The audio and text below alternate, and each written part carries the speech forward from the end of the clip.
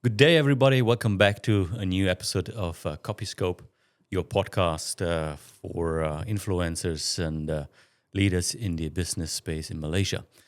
I have a guest today who is a leading figure in one of the, I think, most vibrant topics today in Malaysia. It's about AI. We have with us the CEO of the National AI Office Malaysia, Mr. Sam Majid. He's super busy, so I'm super glad to have him here. Sam, welcome. Thank you so much for having me. Today just came by so quickly, so I'm glad that I'm here with you. Yes, thank you so much. Um, Look, AI, of course, everybody talks about it. There's almost no, panel discussion that doesn't go with that headline somehow. Um, but in my observation, everybody has their own interpretation of what is AI, including what is not including. So there's a lot of space to clarify. And I think the National AI Office is one vehicle to help doing that. But maybe as a starter, Sam, for those that are not aware, what is actually NAIO all about? What is your focus and what is not your focus? Okay, so National AI Office was set up 12th of December 2024. The word national means that we go across all sectors of Malaysia. There are 28 sectors in Malaysia. So you guys are in manufacturing, there's telecom sector, healthcare, agriculture, and many more. And the situation that you highlighted just now, everybody in all sectors see AI differently. They all understand AI differently. Some fear AI, some love to do what's next on AI. So the National AI Office was set up for a few main reasons. Number one is to stay close to how AI is developing over time. Every 2 weeks, there's something new that comes out from these AI players. And I'll talk more about that later on what the impact, what is the desired impact we want in Malaysia. But the second part is to make sure that as we stay close, we help each of the sectors understand how to use AI in the proper way. So we help to build guidelines, and then now we are establishing a national governance bill for AI, helping everybody to appreciate how do we govern AI better. We had the guidelines issued out like a few years ago before NAIO was set up, but now we have to move forward.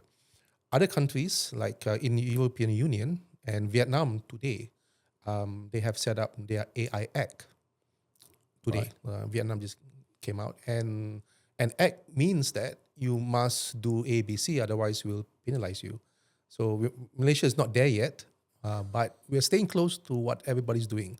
Right. European Union got it out there. Their EU AI Act like this time last year or maybe August last year. Yeah. Yeah. So that's the second part is that NAIO stays close so that we can help policymakers, we can help to set up more governance, more guidelines for sectors. The third part that we do is we came up with a AI action plan for the entire country. It's called the AI 2030, and we are waiting the time for the Prime Minister to launch. It's already finished. We did the whole of last year to compile feedback, to build up the whole action plan for each sector. And we have priority sectors that we have to focus on. So it becomes, this action plan becomes like a whole of nation, one definition of AI. How do we capitalize on AI for societal and economic benefit? How do we govern AI? How do we build up future talent? And how do we secure today's talent? There's a whole narrative of what Malaysia has to do, and that will be launched by the Prime Minister soon. Oh, okay. And the last thing that we do is that when we engage private sector, public sector, being a national organization, we also see the demand and supply. Meaning that some parts of government or private sector are asking, I don't know how to start. Some other parts are saying, I'm an AI company and I want to sell. So we then connect, and you guys can go on your way after that. So these are the activities that we do on a day-to-day basis. There's only 20 of us. Half of them are in policy governance, and the other half are on matchmaking, demand supply. and we cut across all 28 sectors. So meeting people like education ministry, transportation ministry, everybody under the sun that wants to understand how do we move forward in AI Right. and not be left behind. Right. Well, you said you have a couple of sectors. I think 28 was the number you mentioned 28 is the total number of sectors in Malaysia. in Malaysia. So, what, to your estimations, are the sectors that are most important to adapt AI first? Yeah. So we have a few main sectors that must not be behind in terms of AI. The first one is education. Okay. Yeah, I mean, for education sector, it is not about making money, but it's about societal good. So having AI in K-12, from kindergarten to year 12, having AI side by side with educators, teachers and lecturers, knowing what to do when they enter into class, and AI should be part and parcel of how they teach and how they, impart knowledge. May I just, for clarification, you mean AI as in being taught in education sector, or AI being utilized to teach? All of it. All of it. Yeah.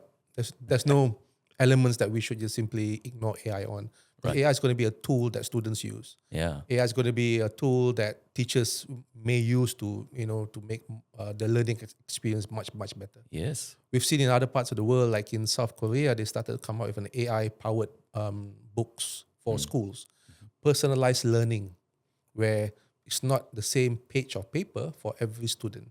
Every Yes. student has a personalized page on their book because it's based on what the student is asking, and the AI lessons are being taught in a different way for every student. So that we see that in other parts of the world.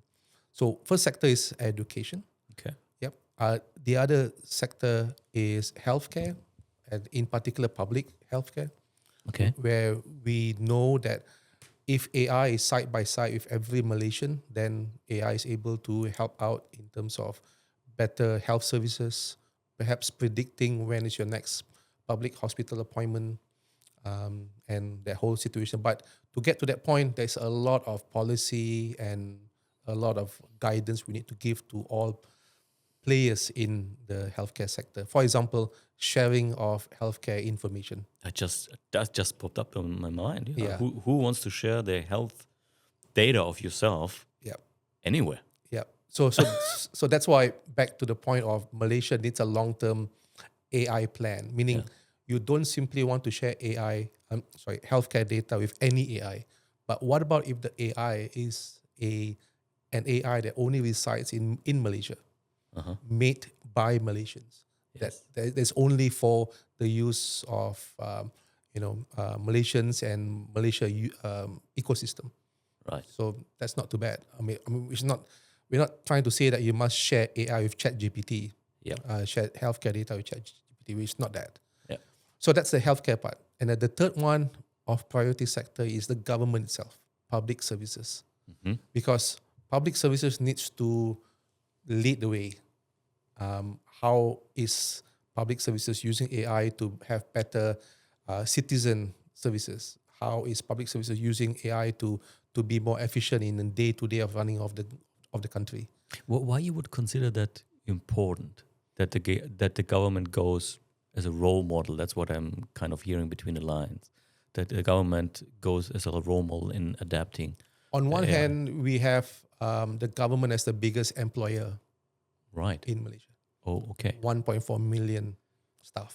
All right. So if that 1.4 million staff company is not doing AI, then there's no chance for other people. I was completely ignorant about it. Okay. That big. Okay. Yep. So it's important that the government itself knows or has leadership, it has people in there that knows how to leverage AI in terms of, number one, creating better future citizen services. Right. And I'm talking about all levels of government, local government in KL, state government, Selangor, federal government. And so number one is to create better services. Number two is to shorten any amount of labor work that AI can take over. And number three is perhaps to rewire and perhaps make your services, make your processes a lot more efficient, because there's agentic AI now. Yeah, that can do a lot more doing for you instead of just answering questions. absolutely. Yeah, so it's important that government itself know how to show the way in certain areas.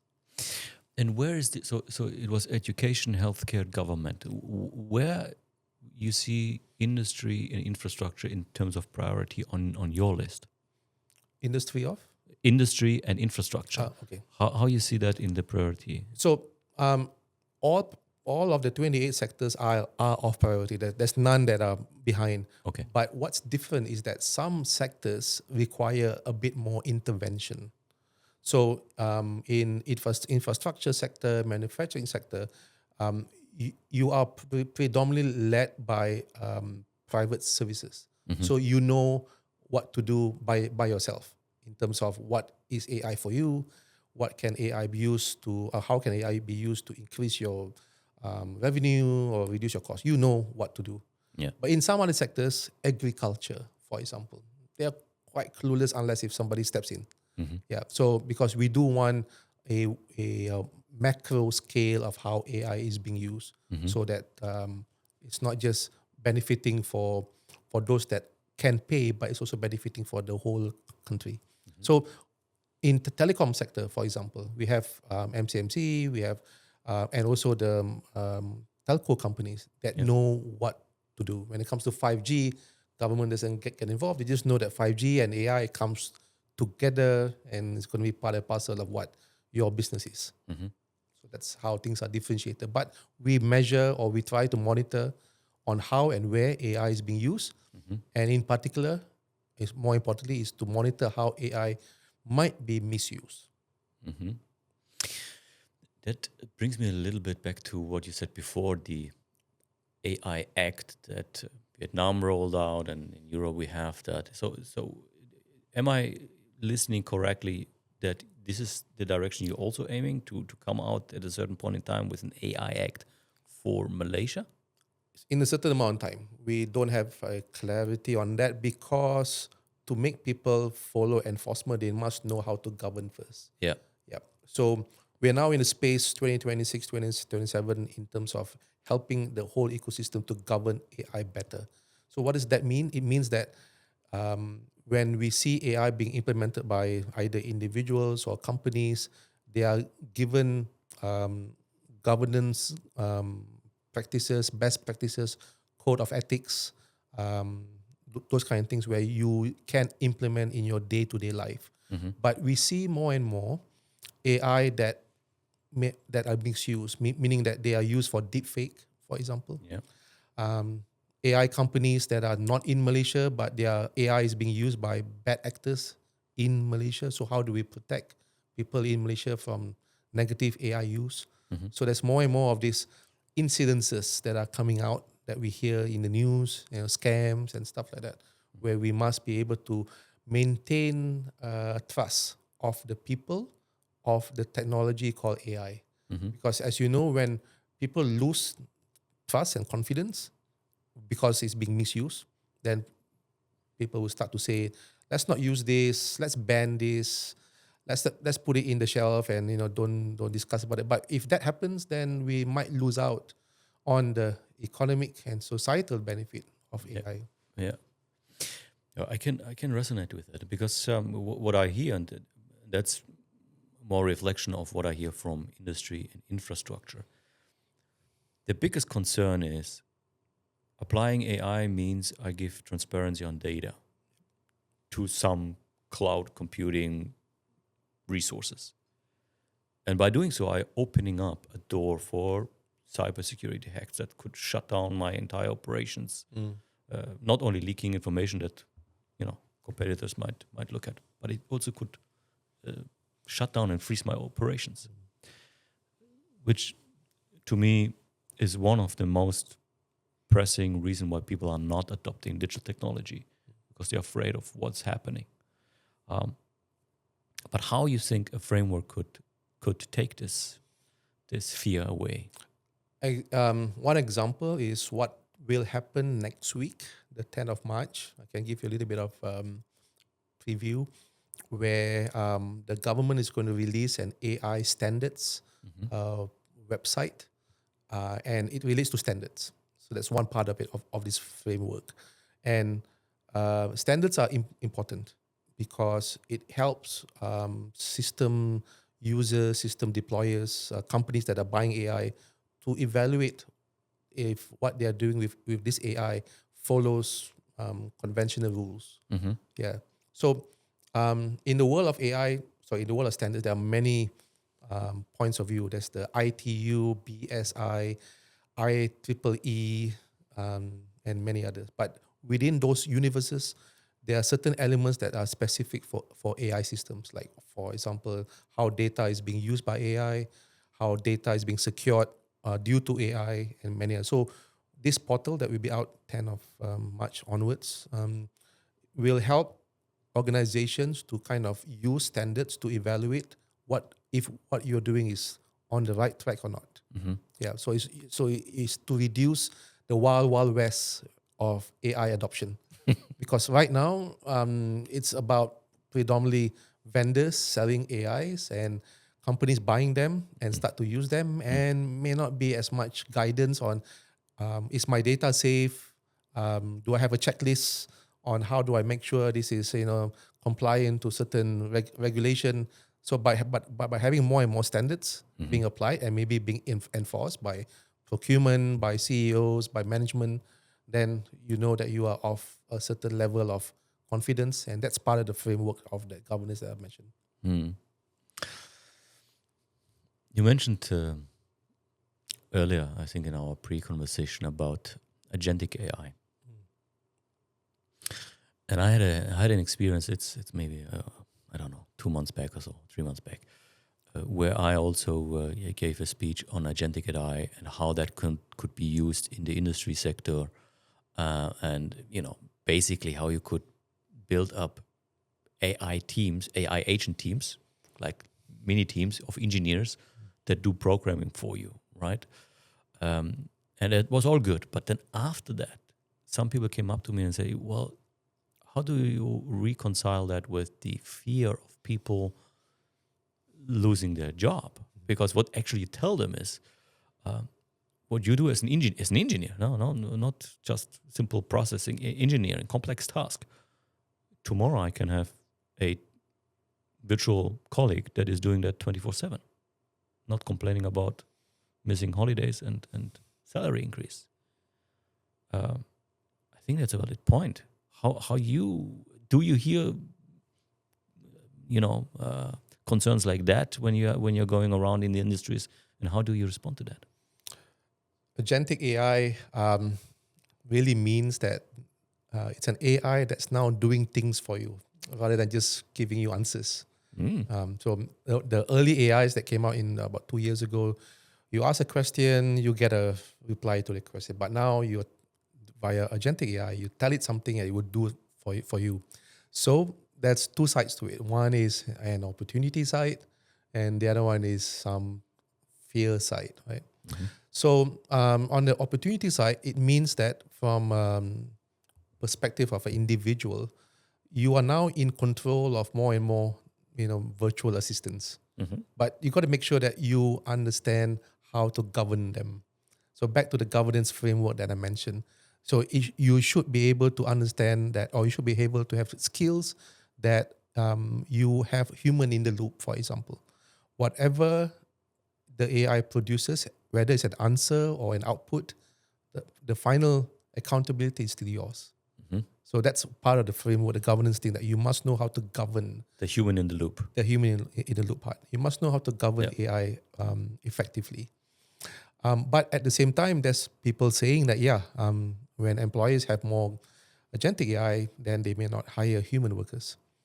Yeah, I'm not saying that may not happen. I think it will happen. I think it's happening everywhere. But from a national AI action plan, the blueprint that I mentioned, we are incorporating life skills, or at least we want to have teachers teaching students and students learning early how to live side by side with AI. That's key, because you can't stop technology such as this from entering your doorstep of your home, of your business. But how do we live side by side with them, with AI, or work side by side with AI? So having that skill early on for the future workforce, that's critical. And that's what we are doing. That's what, as I mentioned earlier on, education is one of the early important sector. And then on top of that, it's also important that employers understand the national aspiration of where we want to be an AI nation by 2030. So that's in that blueprint as well. Elaborate on that. What does it mean, AI nation? An AI nation means three main things. Number one, how would everybody in Malaysia use AI, agentic included, to raise the ceiling, so make your ceiling go higher, which means how do we increase our capabilities? If today we can't do A, B, C, but via agentic we can do A, B, C, that's part of it. So how do we use AI to increase our capability? The other one is how do we raise the floor, meaning how do we make sure that everybody is along the journey, there's no one left behind. When we talk about agentic or AI, we can't simply say this is only for those in KL. Those in Cameron Highland, you have no internet, you can't use this. Yeah. We can't do that. It needs to be a whole national thing. Yeah. So everybody that is part of the AI nation, especially the civil service, the government, they know that we need to have an AI that's also for those that are most remote, those that are able to leverage agentic and normal AI to increase raise the floor and raise the ceiling. And the third part of AI nation is to make sure that you have good governance. So there's no hanky-panky. You should do it for the benefit of human-centric. So these are the core principles of what the country, or why the country is going down the AI journey, and how should sectors and companies actually echo that. So it should be human-centric. Yes, there are elements of human skills that will be replaced, but there's also the portion of how do we upskill existing workforce. Because the existing workforce is under the Human Resource Ministry. And via that ministry, NAIO is working together with them on a few 2026, 2027 upskilling activities so that your pre-AI job can now be a bit more AI-friendly job. And we also have the future workforce activity, which is part of the school and the universities. So all this comes hand in hand in one big blueprint that we want to drive adoption, impact, awareness. It hasn't been launched yet, but I think it will be launched in about a month's time. And it's important that leaders out there, people become change agent on society benefit, on economic benefit, and not just use AI to replace out humans. Yeah. You said a couple of very, I think, important things there. To my estimation, I think upskilling of existing workforce is almost more critical than upcoming workforce that is still in education sector, because they are younger generation. They somehow have already exposure to AI in the consumer part of it, right? But sometimes we forget that, if you have somebody even my age, mid 40s or somebody early 50s, how we grew up. We still are from that generation where you had, that phone with that disc, right? Yeah. And a cable, right? Or a TV that is black and white and has 3 channels. These are still the same people sitting today in the industry. So for them, it's like learning a complete new language at the age of, 50. That's quite a demand. So I think that's really, and they make a lot of the decisions of investments, right? So I think the question is how you gonna get some of them so comfortable with it that they are ambassadors for it, that they are going out and say it's doable and it has benefits. So I like that part of upskilling. But I will add to that a bit. Yeah. We've just finished an AI playbook for board of directors. Yeah. So we collaborate with the institution, the board of directors, because we know the board of directors. A lot of them are the people that you mentioned, and they make the decision of how AI is being used, if they're going to buy AI for their organization. Exactly. How do they shape their organization with or without AI? So we've just finished that particular playbook that we're going to release out to the board of directors of public listed or non-public listed. So it will give at least those that are of that generation some guidance on how AI should be implemented in your day-to-day business. So, but you say playbook is something for them to read through and to digest. Yes, Okay. tailored to that particular Audience. Audience, yeah. Audience. I think that's great. What do you think about having a platform where they can exchange their fears, ideas, conversations? How is NAIO planning to go also in this direction, not only to give, let's say, input, but also to provide a platform where these leaders meet and have a casual conversation? Not, and I say casual, not public, not on a stage, on a panel, where everybody is, of course, AI is great and we're going to do it, but a frank conversation with like-minded or people in the same zone of challenge. So we did that back in January. NAIO was set up in December.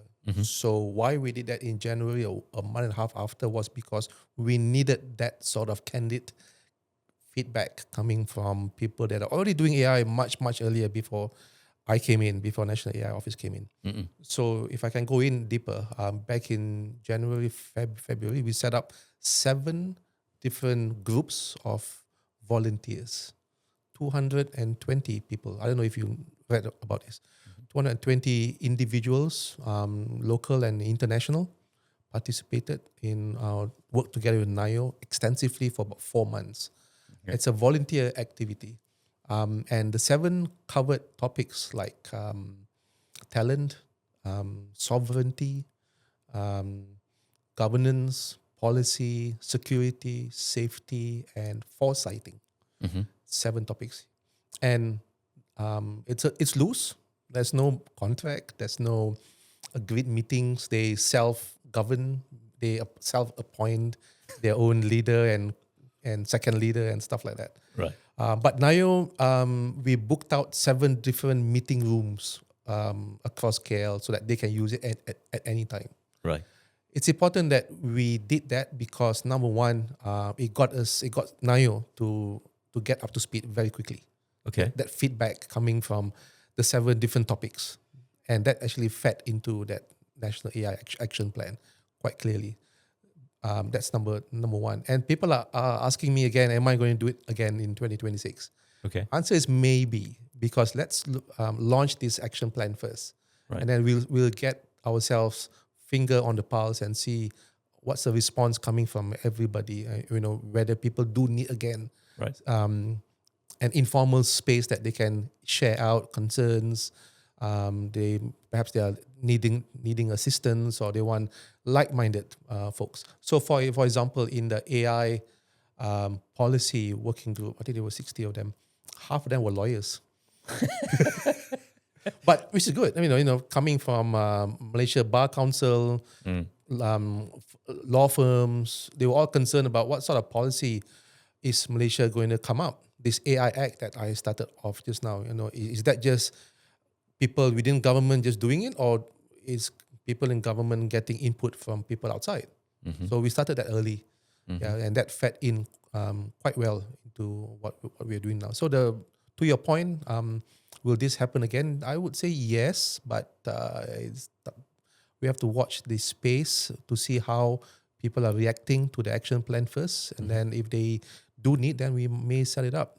There's one particular one that we are doing. It's for the upcoming AI governance bill. It's a bill that we'll submit to the parliament third quarter this year, and that requires a lot of public consultation. Okay, which means it's some sort of a informal space where we show what the bill is all about, and we hear back comments. This is good, this is not good. human rights and other elements that we have to consider. So that whole process is super crucial before any policy or regulation is put down. Mhm. But let's maybe shift gears a little bit, because when we talk about AI, there's often, as we just discussed, what are the risks and the fears and the psychology part of it when it comes to human. Let's talk about what is the positive outlook. Sometimes this comes too short in the conversation. What actually can we achieve as a nation in Malaysia when we adapt AI? What is the positive outlook you're drawing? Yeah. So this action plan cannot be just about activities. It's an outcome-based conversation. It's an outcome-based mindset. So it's a blueprint of 5 years, 2026 to 2030. Therefore, at 2030, we are aiming for a few things. So number one, today, Malaysia in 2026, we are number 24 in amongst all other countries of the world on how well we are in the AI space. How they measure? Well, it's measured by two different organizations. One is Oxford Insight, and the other one is called Stanford Health. They have a methodology of different things. Okay. They perhaps do a lot of desktop study on a few elements such as, do you have policy, do you have sandbox, do you have talent, Right. do you have an AI act, and etc. etc. So today we are at number 24. Okay. But in 5 years' time, we have to be somewhere close to number 10, top 10 Top 10. of the top Malaysia, top players in the AI space, top countries in the AI space. So that's number one. Number two is about what does that mean in terms of each of us earning more. Yeah. So we have a GDP target. So the digital economy percentage of today's economy is about 25% today. So 25% of the Malaysia's economy, 25% of it is coming from digital economy. Right. Okay. But in 2030, we should see an uplift about 1.2, 1.3% on top of that, just due to AI alone. So that which equates to about 20 to 30 billion add-on on top of the overall Malaysia economy. How do you define digital economy? Just a side question. So what is part of it and what is not part of it? Okay, what's part of it is basically the ecosystem of people purchasing or using digital tools. So as they use ChatGPT, or they purchase ChatGPT, or a company is selling tools and technology in the digital space, then that constitutes the income of the country, or the GDP of the country. Also, e-commerce is also part of it. E-commerce is part of it. Yeah, because people buy and sell online. Yeah. Okay. So any business transactions that happens In the digital world is part of that. Yeah. Okay. So today, Malaysia's whole economy, 25% of it is that. Right. So we should see that 25% go bigger, but the icing on the cake is the AI part, and 1.3% or so as the AI part. So we should see the country earning more. On top of that, and that should equate to about 20 plus billion income to the country by 2030. Wow. Okay. Of course, this is our aim. And to get there, we have to do all the activities that I mentioned, plus a lot more that I didn't mention. We have to do it right. So in terms of, does Malaysia have enough AI scientists? Does Malaysia have enough AI patents? Does Malaysia have enough data that must be shared with others when it comes to AI ecosystem? Like, for example, the healthcare one that I mentioned. If healthcare data is not being shared, then you will never have AI in the healthcare space. So we need to do all that. But that brings me to one point which I didn't highlight earlier. This is called the Made by Malaysia. Made by Malaysia, it's the national thinking about how do we offset our over dependency on AI as a geopolitical tool. Because AI today either comes from largely US and sometimes, or in the smaller part, especially the open source part, from China. But saying that means Malaysia needs to position ourselves, especially when it comes to the use cases.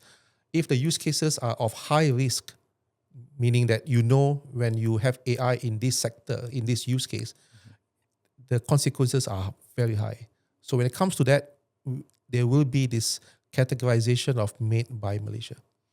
But if the AI use case is low risk, that means the consequences are not that terribly high, then you don't need this. Let me translate that to what I understood, and you correct me if. Yep. Let me put it simple. So if we would use AI technology, let's say, in power generation, which is critical because if something goes wrong, we don't have power in Malaysia. What you're saying is then there would be a degree or an act or something that encourages the power generation companies to use made in Malaysia technology. Not made in Malaysia, made by Malaysia. Made by Malaysia. Yep. Right. Okay. There's a distinction there. Yeah, big distinction. Okay. Made by Malaysia. Yeah. Okay. So what does that mean? The national critical infrastructure of power that you mentioned, if they are being serviced by technology and AI is part of it, the made by Malaysia means that data must be in Malaysia. The company that is servicing the AI must be a Malaysian company. The technology, the people involved in the AI ecosystem, the black box ecosystem, the model ecosystem should be Malaysians. So that we can have more accountability of what that AI is doing for that infrastructure. Because AI is like, especially back to the agentic conversation, it can do things for you. And it's not answerable to you, especially when it is a technology that comes from other parts of the world. Yeah. So we need to localize it as much as possible, but not for every type of use case. Yeah. The power generation is a good example of it. Critical one. Yeah. Okay. And that goes all the way down also to the hardware utilized, so to the chips utilized? No, it's made by Malaysia. So as much as possible, how the AI is being governed or being used on a day-to-day basis. If the chip is made in Malaysia, fine. But if it's not, so long as the people, the company, the data, the operations are done made by Malaysians, then that's good enough. Now, why I bring this up is because I attended that event. I think it was last year, where the government signed an MOU with a company called ARMS, with the aim actually to also design their own chips. So not only made in Malaysia, but made by Malaysia and in Malaysia when it comes to computer chips that then eventually goes into data centers or wherever. Yeah. So, but that's not part of the conversation when you say AI technology and all that supply chain. Yeah. Made by. Okay. Well, that sounds like a lot of things for you to figure out in the next few years. There's a lot of things that all of us need to do because AI is here to stay. It's not going to be a hype that will disappear. Yeah. So concerns of adoption, concerns of impact, concerns of society and environment. Yeah. The list goes on. So there's a lot of stuff that all of us need to do for the next 5 years. All right. But when I listen to you, there's also a very positive outlook as what it can do for us as a nation and as a society there. How you reconcile all that or sync it up with what you see happening in the data center space? You see that is this two different tracks running, or is there some exchange of ideas and initiatives and thoughts and how that links together, or it just happens to be two different streams? Okay, so in the beginning, it was largely data centers driven by external parties in the beginning. And why I say external parties is because they choose Malaysia to serve the world, which is good. But over time, as Malaysians' own adoption of AI increases, back to the AI action plan and all that, when the local domestic AI consumption increases, then there'll be those questions of how do we have more data center investments for domestic use, not just for the global consumption. So slowly the second particular track started. maybe a few years ago. And that track started to look into resource use, sovereignty, or the use cases that should be hosted by this data center and not that data center. So, and that basically has transpired into a lot of sovereign AI and sovereign cloud Yep. conversation in the last 12 to 24 months. So I see this as intertwining as time goes by, because data centers are not just standalone items. They have they crossover. They have zones, and so as more and more AI is being loaded up onto traditional data centers, then we should see that traditional data centers will be upgraded, especially the public sector ones. They'll have more and more AI within it, learning from what the private sector data centers are already doing. And then there'll be a lot more considerations on data security, data governance, especially looking into how that AI will be used in, or the impact of AI to citizens.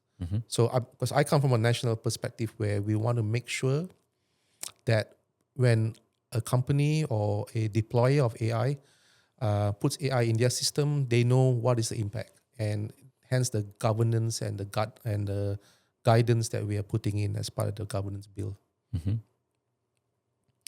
Are there also thoughts of some way of incentivizing, motivating industry players or others to actually implement AI technology in their operations? Incentives, yes. I think 4 months ago, MDEC, Malaysia Development Digital Economy Corporation, Yeah. came out with a small AI grant that they gave out to MSC companies about 4 or 5 months ago. And that's an incentive to MD status companies that are registered under MDEC to start to implement AIs within their ecosystem, and even better if they can serve out to their consumers. And that was October last year. And I believe there will be a lot more upcoming to spur companies in terms of AI adoption. However, there is also that need to make sure that we have in Malaysia AI that is affordable, especially for SMEs. Because otherwise, it's just the same AIs that we hear every day, the Perplexity, Grok, Gemini, ChatGPT. We need to have more AI, not just in the consumer space, but in back office, where it becomes AI in the modular form that SMEs can take off the shelf. We are seeing more and more local technology companies building those AI tools. So, and these are affordable, made by Malaysia, used by SMEs in the Malaysia context. So we're seeing more and more of that happening. Yeah, we have a saying in our company that the consumer AI is creating headlines if there's a new whatever ChatGPT version coming out and so on, but industrial AI is creating the actual impact in the economy, because you optimize your operations in some way, shape, or form. Okay, maybe as a wrap up, if you would, and you can imagine you have all kind of viewers on this podcast. It might be people from industry, it might be people from agriculture, government, whatever. If you would have 3 wishes you can give out for them to do to help get the action plan flying and your vision coming true, what would be the 3 wishes that you would like them to take on board? Okay, good question, because I feel those 3 things are achievable on a day-to-day basis. Number 1, stay inquisitive. There's always a new AI that will come along every 2 weeks. So if you have the time and the capacity, stay inquisitive and check them out so that you can actually know what is this AI going to do for you. Doesn't matter whether you are, old, city, or in a urban place, or in the house, or in the office. If you stay inquisitive on what AI is, then you are little bit closer to where AI nation should be. The second one is to create opportunities. So AI is a tool that is becoming a commodity. Everybody will have access to it. But if you just keep it to yourself, as in you create something but you don't share it out, then you're not multiplying its society and economic impact. So create opportunities for others to actually learn and implement what AI can be for them as well as for yourself. And number three is also to benchmark yourself. Because Malaysia is in the top 24, like I mentioned, those ahead of us, number 1 to number 23, they are super fast. Yeah. So in your respective spaces, whether you are manufacturing space, a transportation space, look at those that are ahead of you and see how we can emulate and implement the same thing here in Malaysia. That's very good. Maybe a question to that. Do you know where the other ASEAN countries stand in this ranking? So you say Malaysia 24. I assume Singapore is probably somewhere in the top 10s already. Yes and no. It depends on some of the measurement areas. So Singapore is generally like ahead of Malaysia in some areas. Vietnam, like I mentioned, just released their AI Act. Thailand, in terms of their AI in education and university, they're quite strong. AI in Indonesia, they have a similar AI. They have something called Sahabat, which is similar to the YTL local AI in Malaysia, the Ilmu in Malaysia, so similar. So every country has got its own strength that they are working on. And Malaysia needs to have a blend of different things at the same time. Number one is to make sure that our local culture, custom, language are all embedded into how we use AI every day. That's key, because as you can see from how easily AI can hallucinate. Yeah. When you ask an AI a question and if the AI doesn't understand your local context, then they will give you a totally inappropriate answer. So it needs to have that local context built in. That can only be done by local people. Right. So all these countries are doing on their own, but we can't simply just measure them based on rankings. We got to measure them on how, especially in Malaysia, how the AI is impacting our society and our economy. Okay. Well, Sam, that was super interesting. I would like to offer you an open invitation so that whenever you feel is the right time that we do another podcast again. I believe there are a list of questions I haven't asked yet that some of our viewers would like me to ask you next time. But for me, it was a quite interesting conversation.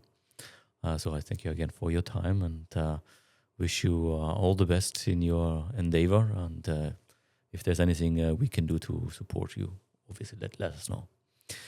To you guys, I'm sure you enjoyed this session. And like always, stay tuned, stay safe. The new guest is already lined up for you for next month. See you then. Thank you. Thank you.